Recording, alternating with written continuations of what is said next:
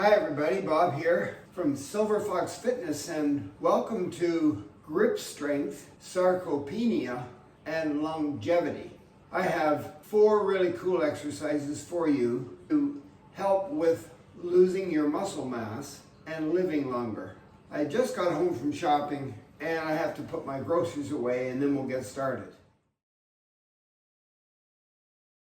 The farmer's carry. That's simple. You're carrying something like your groceries into the house, or maybe your gym bag on your way into the gym, and it's got load in it, it's got weight in it, and there's probably some kind of a handle you can hold on to. But here's the most important thing. When you're carrying load, make sure you carry it close to your core. This is your core right through here, the center of your body. Carry it close to your core, okay? And I mean, out here, that's okay, but this is better. Carry it close to your core. And then when you're going to unload, you might have to put it down somewhere and take out whatever you have in it, like your turnip. Notice I'm doing a lot of gripping here. I'm holding onto it with my hands, whether it's the bag or the groceries. So you got turnip. Be careful, it's load. And your melon, right, your melon.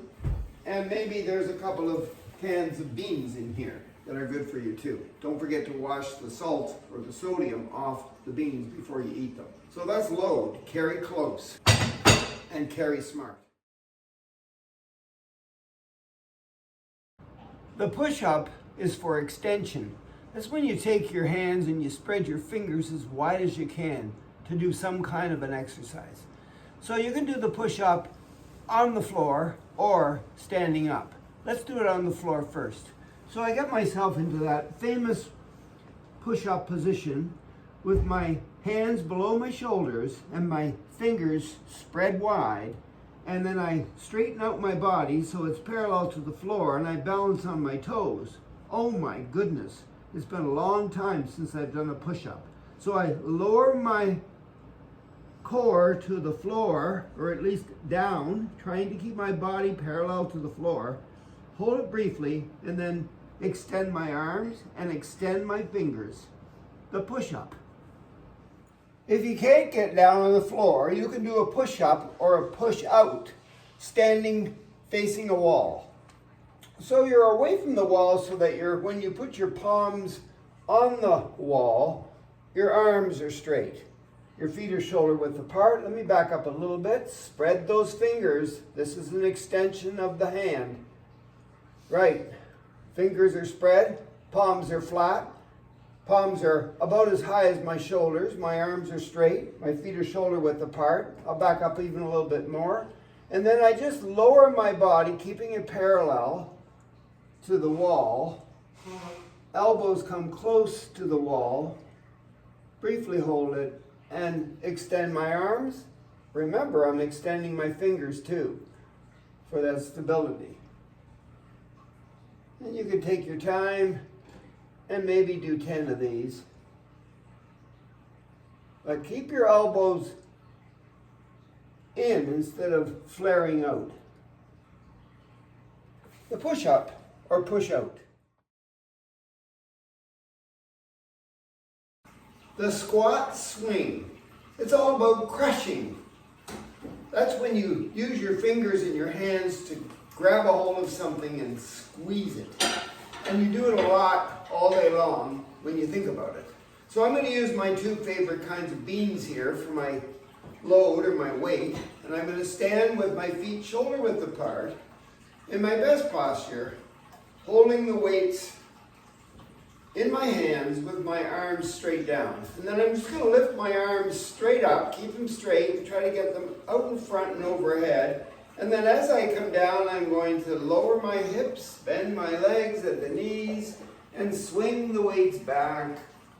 And then come back up and stand up tall again, lift the arms overhead, gripping all the time with a good crush on those bean cans. I don't want to drop them. And if this is just way too easy for you, get some weights that are a little heavier. But take your time, think about your form, and crush those weights or that load. The squat swing, you could do about 10 of these, and that would be pretty cool.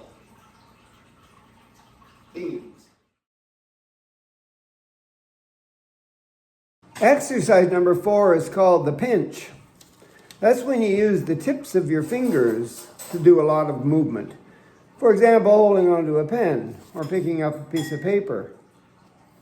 So what I'm going to do here is I'm going to take my fingers and put all the tips together. You can do both hands at the same time if you want, or just do one hand and then the other. Just keep it together there for a short period of time and then take them apart. How about taking the thumb and the pointer finger, tips together, middle finger with the thumb, ring finger with the thumb, baby finger with the thumb. Pretty good, eh? Good. Let's just take all of our fingers and bend them so the tips come down to the pads below here. And this side. Good. Let's take our thumb and reach across over here to the pad, pad, pad, pad. So it's the thumb reaching over to the pads. All right. Let's take this first finger, the pointer finger, and bring it down. Keep the other ones kind of straight.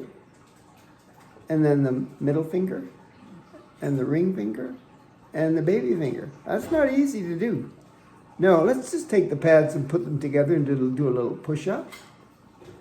Okay, let's put all the fingers together and stretch it out this way. That's good. You might want to scratch something. Got that? Good, good. Last one here. We're going to take our fingers and bring them all down like that. And then put our thumbs across. Off come the thumbs and straighten them back up. You play around with the pinch. See what you can do. Okay? Good luck.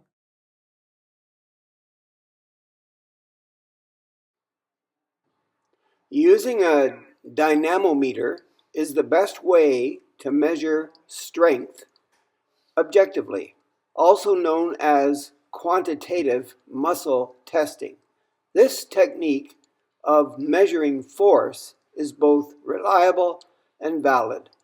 There are 3 types of dynamometers: fixed, portable, fixed, and handheld. Great for checking out your strength in your grip.